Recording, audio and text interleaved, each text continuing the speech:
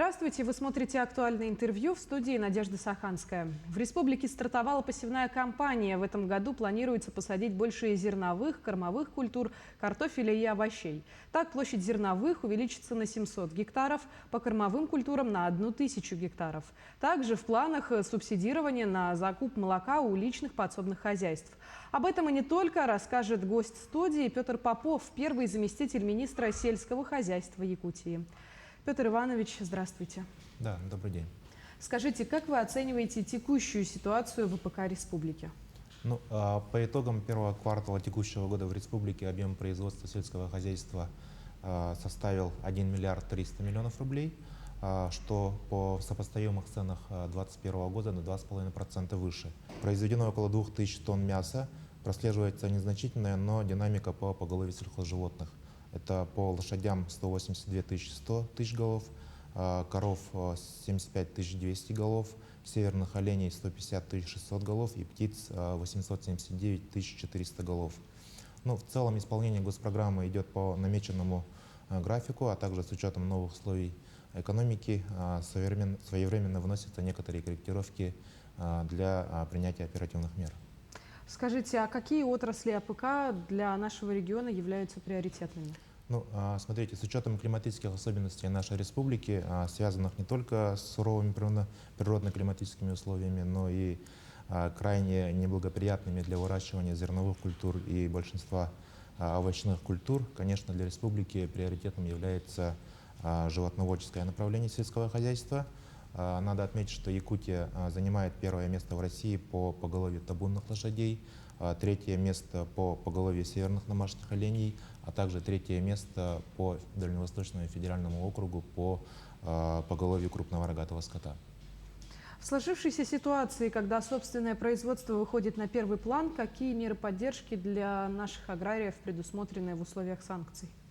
На сегодня, благодаря поддержке главы республики, также премьер-министра республики, за счет приоритизации предусмотрены дополнительные меры поддержки, а именно Якутскому хлебокомбинату выделен объем дополнительных средств в объеме 114 миллионов рублей. Это на закуп годового объема муки в более 4500 тонн для производства хлеба, а также реализовано еще ряд мер поддержки. Это для максимального наполнения искусственных водоемов системы заречной группы водоемов 17,6 миллионов рублей, обеспечение комбикормами 2 свиноводческих предприятий 44 миллиона рублей, обеспечение комбикормами 4 птицефабрик на сумму 314 миллионов рублей, поставка племенного инкубационного яйца для якутской птицефабрики около 9 миллионов рублей, также на приобретение 1500 тонн семенного картофеля и более 1000 тонн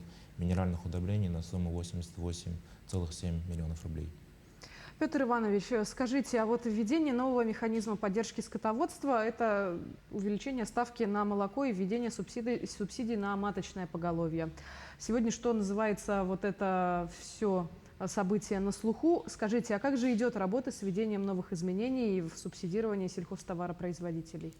В текущем году на уровне муниципальных районов в виде переданных полномочий субвенций аккумулировано более половины всех средств, предусмотренных на развитие сельского хозяйства. Это около 6,5 миллиардов рублей. Если говорить по видам, то на поддержку скотоводства личных подсобных хозяйств это 35 тысяч рублей, на маточное поголовье из предусмотренного годового объема на сегодня более 70% или 975 миллионов рублей доведено до селян в целях подготовки к сенокосной кампании. По субсидии на молоко, который годовой объем составляет 3 миллиарда 109 миллионов рублей, на сегодня половина годового объема или более 1 миллиарда 540 миллионов рублей доведены до органов местного самоуправления. Что касается второго этапа новых механизмов, в этом году планируется заготовить более 800 тонн мяса крупного рогатого скота, около 300 тонн мяса лошадей, около 10 тысяч тонн картофеля и овощей и 5 тысяч тонн зерна. На эти цели всего предусмотрено в госбюджете 214 миллионов рублей. Доведение объемов запланировано на третий квартал, но уже до конца мая на местах районами будут определены заготовительные организации. Не так давно глава республики Айсен Николаев во время прямого эфира сообщил о планах выделить субсидию на закуп молока у личных подсобных хозяйств. Расскажите, пожалуйста, о вот этих новых изменениях. Да, действительно, такое решение принято.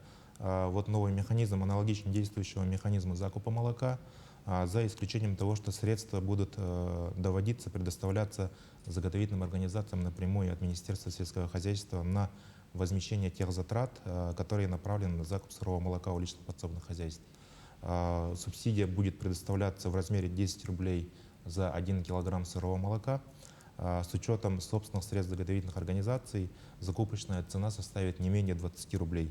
На сегодня также за счет приоритизации предусмотрено на эти цели 58 миллионов рублей. Единственное, что никаких квот для заготовительных организаций не будет, поэтому вот буквально начиная с сегодняшнего дня заготовительные организации должны будут начать закупать молоко у личных подсобных хозяйств, а денежные средства будут доводиться на возмещение расходов несколькими траншами в течение года. Известно, что одна из важных компаний сельскохозяйственного производства – это весенне-полевые работы. Как стартовала посевная? Да, и действительно, одной из ключевых задач в настоящее время является создание условий для организации проведения весенне-полевых работ. Безусловно, одной из важнейших составляющих является своевременная господдержка. Субвенция на организацию весенне-полевых работ благодаря поддержке правительства республики в приоритетном порядке были своевременно доведены и перечислены хозяйством. Отмечу, что в текущем году на организацию весенне-полевых работ предусмотрено 191 миллион рублей, в том числе на поддержку производства зерна 103 миллиона рублей, на поддержку производства картофеля 62 миллиона рублей, овощей открытого грунта 26 миллионов рублей. В настоящее время до аграриев доведено 160 миллионов рублей, это 88% от общей суммы. Оставшиеся средства будут доведены до конца месяца. Посевные работы в республике стартовали, подготовка в целом проходила и продолжается в штатном режиме. Мы взаимодействуем с каждым муниципальным районом, оперативно решаем все возникающие вопросы. В этом году впервые оказана господдержка со стороны Минсельхоза России на приобретение удобрений. Выделено порядка 33 миллионов рублей на приобретение 1100 тонн удобрений. Государственная поддержка производства зерна, картофеля, овощей открытого грунта передана органам местного самоуправления городских округов в виде субвенций. Посевные работы в республике стартовали. Подготовка в целом проходила и продолжается в штатном режиме. Мы взаимодействуем с каждым муниципальным районом, оперативно решаем все возникающие вопросы. На 2022 год план посева сельхозкультур составляет 49 тысяч гектаров. Из них на зерновые культуры отведено 10,7 тысяч га, на кормовые культуры 30,5 тысяч га, картофеля 6,58 тысяч га, овощей открытого грунта 1,37 тысяч га. В республике посевом кормовых культур занимается в 20 районах, а зерновых культур в 10 районах. По зерновым культурам площадь увеличилась на 700 га, по кормовым на 1000 га. Также увеличится площади посева картофеля на 5% и овощей открытого грунта на 2-3%. В соответствии с планом объемы всех необходимых удобрений и семян зерновых кормовых культур завозятся или уже завезены в районы республики. Все хозяйства объявили 100% готовность к весенне-полевым работам.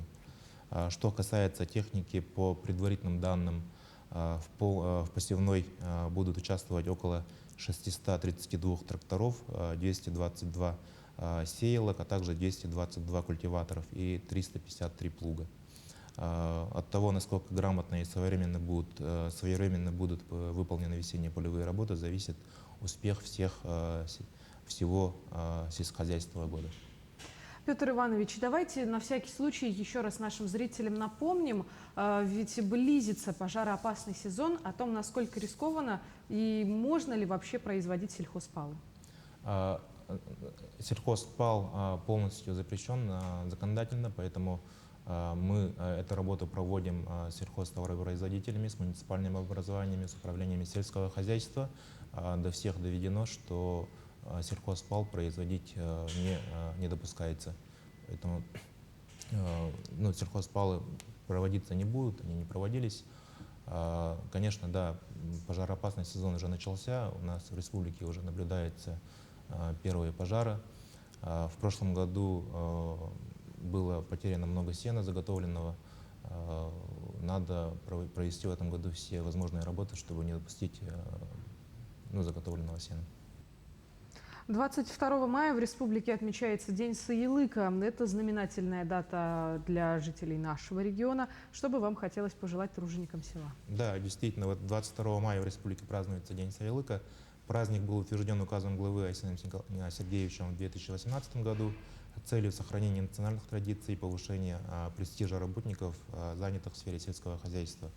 Но, пользуясь случаем, хочу поздравить тружеников сельского хозяйства, жителей республики с Днем Саилыка и выразить слова искренней благодарности всем аграриям республики. Несмотря на трудное время, наши селяне продолжают трудиться с полной отдачей, развивая достигнутые успехи в сельском хозяйстве. Результаты есть, увеличивается поголовье всех видов сельхозживотных, крупного рогатого скота, лошадей, оленей, свиней, птицы. Это ощутимый шаг вперед, ведь чем больше качественной сельхозпродукции производиться будет в республике, тем крепче мы будем уверенно смотреть в будущее. Пусть для каждого из нас долгожданное якутское лето будет благодатным и изобильным. Всех якутян поздравляю с праздником Саилыка. Благодарю вас, Петр Иванович, за содержательную беседу. Как знать, возможно, после просмотра этого интервью многие сделают для себя необходимые выводы. Спасибо. Ну а я напомню, вы смотрели программу «Актуальное интервью». Берегите себя. До встречи.